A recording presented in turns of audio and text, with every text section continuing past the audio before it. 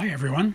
I'm excited to be here today to talk to you about some of the miracle stories that are happening right here in our own city, in our own state, every day.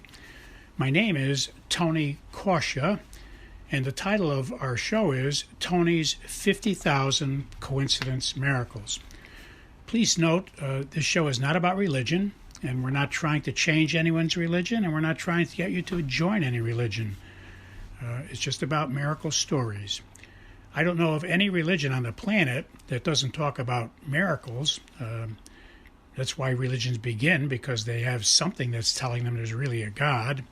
But we're not going to get into that. We're going to just talk about miracles and leave the decisions about all that up to you. So we don't care what religion you are. We just want to talk about miracles.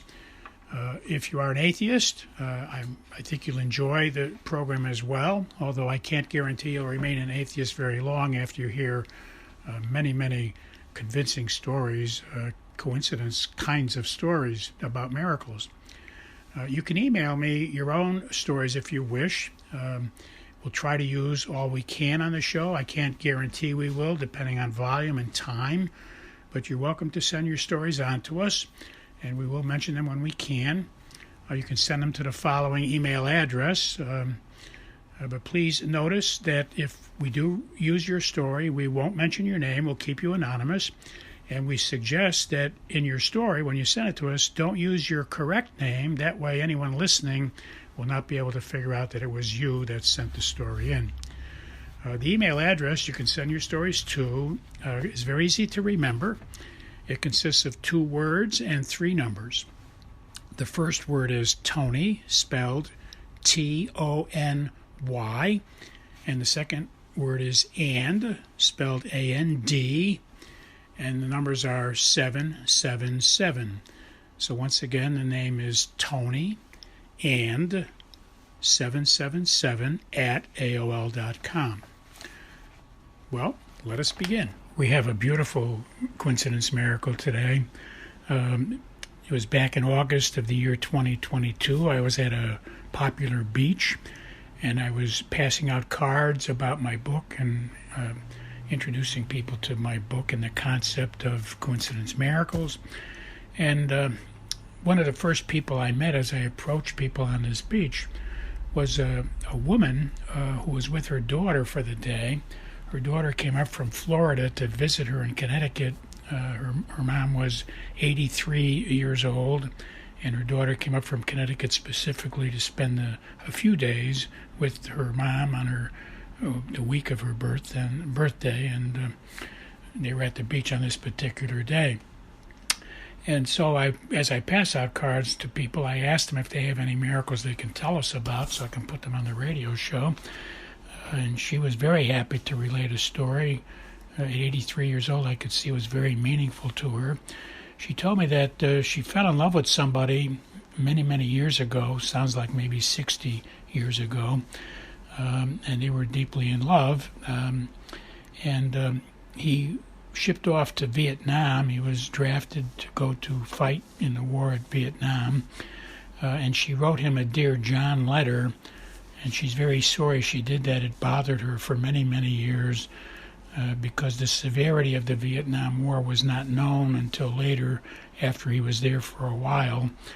And so she wrote this Dear John letter when he was shipped away, before the battle became so intense, before we were in such deep war. And so they wound up, severing their relationship.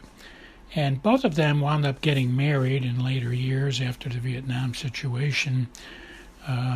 And then what happened was, she relates the story to us, that both of them became widowed.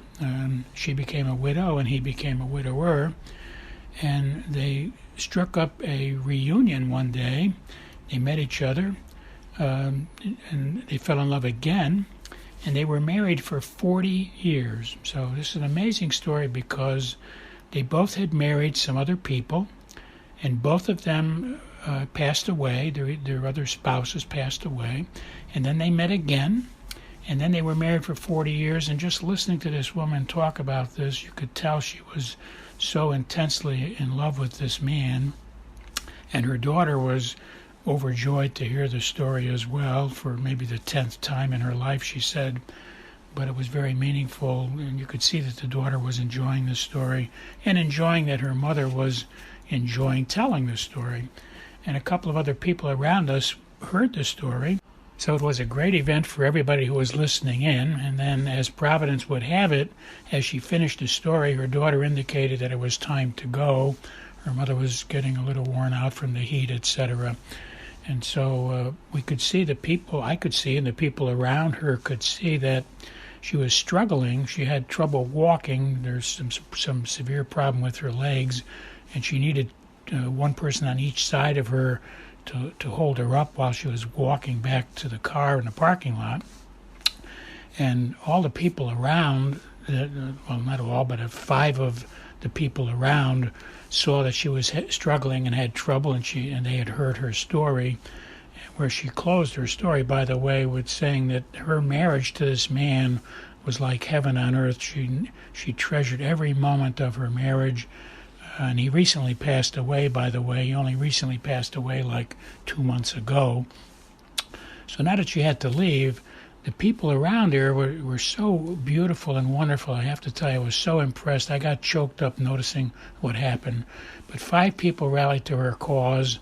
A couple of them went up to the pavilion, the main pavilion, to look for some of the people that worked at the beach, caretakers, etc., and they arranged for her daughter to drive her car all the way up, almost practically on the beach, so that the mother only had to walk a very short distance to get to the car. And everybody rallied for the cause. Even the people who worked there came down to help. They gave her a seat to sit on while her daughter went for the car, because the car was a very, very long distance away. The park attendants had given her a wheelchair to wait in while her daughter went to get the car. It was very touching and very moving. All the people that were helping were blessed. You could tell they were really enjoying this moment. Her daughter was ecstatic about the Connecticut people who really pitched in to make her mother's birthday a wonderful day. And I was caught up with the fact that I sensed that God was really working on everybody's hearts, all the people around her, to hear the story, hear about this wonderful situation where they re-met and remarried. And her sharing the story gave her great joy. I just felt like God was giving her a great blessing of excitement today on her birthday, other than just sitting there in the sun having a blah day. She had a marvelous day with a lot of love from the people around her. And I couldn't resist, and I don't think you would resist either. I gave her a signed copy of the book as a birthday gift, and her daughter was driven to tears, and so was I. The next person I was inspired to reach out to was a mom and her daughter on a blanket nearby, and I told them about the book and our radio show, etc., and I asked them if they had any miracles in their life that they could share with me. Well, it turned out to be an amazing experience, because no one ever asked them that question, and they started to relate. And while they were starting to think about what miracles to tell me, they said, "Tony, it's amazing that you asked a question, because after hearing about coincidence miracles in your life, I realized," the mother was telling me, "I realized that we've had many, many, many miracles in our life if you start to notice coincidences." And she said, "We're just about to be leaving. We've got an appointment to go to. So I'll just tell you one for now, and I'll be writing to you about the other ones." And she was going to be checking our website out, because you can hear the book for free on our website.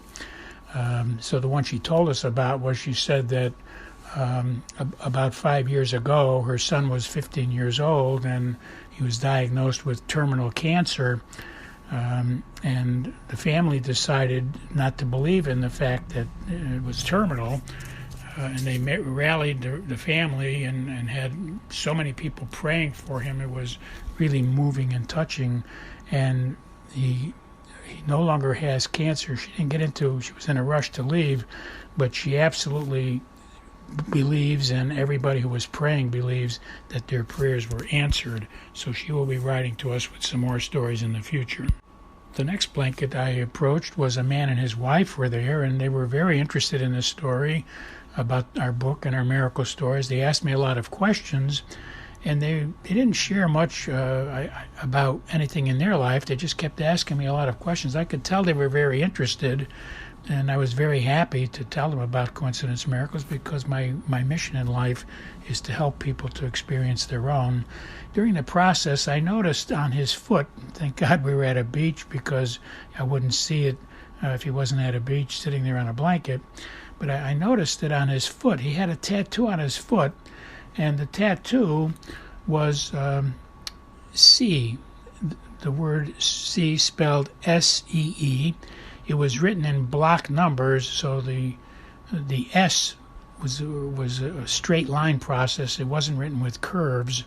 And I said, what does that tattoo mean, C on your foot? And he laughed and he said, well, it's pretty apropos, Tony, because you talk about coincidence miracles. He said, my wife and I have for many years noticed a lot of things that you call coincidence miracles and we call noticeable things. And that's why I got a tattoo, C. And he said, every time somebody asks me about that, I'm so delighted, he said, because if you turn it around, the C looks like the number 332.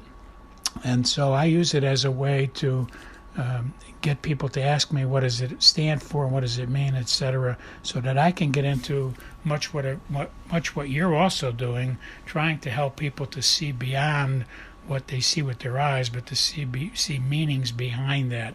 So I use this word C to get people to talk to me, and then I tell them if you turn it around, it looks like the number 332.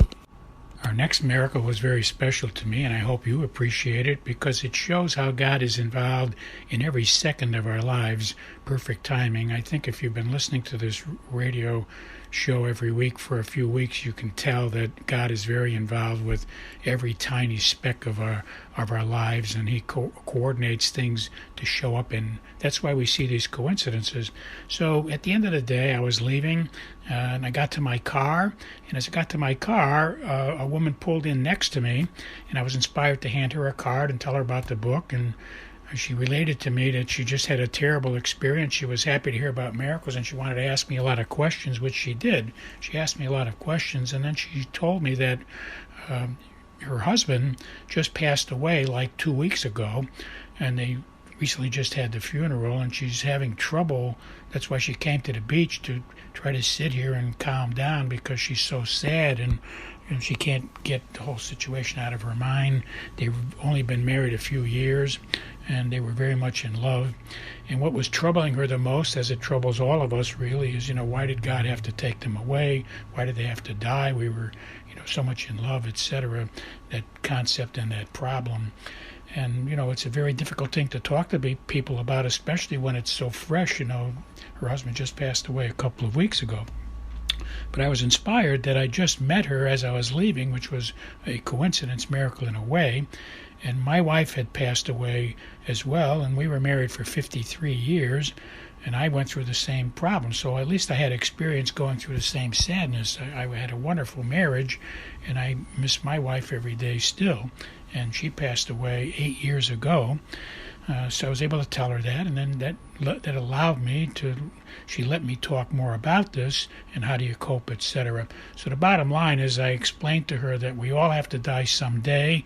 I know that's a blunt statement, but we all have to die someday. And my wife and her husband are in a wonderful place now, a place where they don't have suffering and worries and problems and issues like we do. They're very happy. I'm inspired that my wife is very happy, and so we need to find some happiness and joy in the fact that they're happy and that we are going to meet with them again. When we pass away, we will meet with them again. They're just in a happier state, and we're not there yet, but we will get there as well. That helped her a lot. God bless you all. I will talk to you next week.